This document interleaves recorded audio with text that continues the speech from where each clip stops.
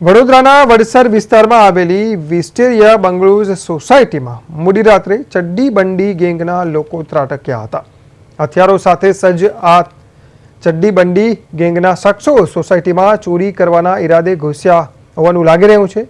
સોસાયટીના સીસીટીવી ફૂટેજમાં આ દ્રશ્યો કેદ થઈ ગયા છે. ચડ્ડી બંડીધારી તસ્કરો હાથમાં હથિયારો લઈને બંગલાઓની આસપાસ રેકી કરી રહ્યા છે અને ચોરીનો પ્રયાસ તેમણે કર્યો હતો. વડોદરાના સીમાડાના વિસ્તારમાં આવેલી સોસાયટીઓ હવે આ તસ્કરો માટે આસાન ટાર્ગેટ બની રહી હોય તેવું લાગી રહ્યું છે.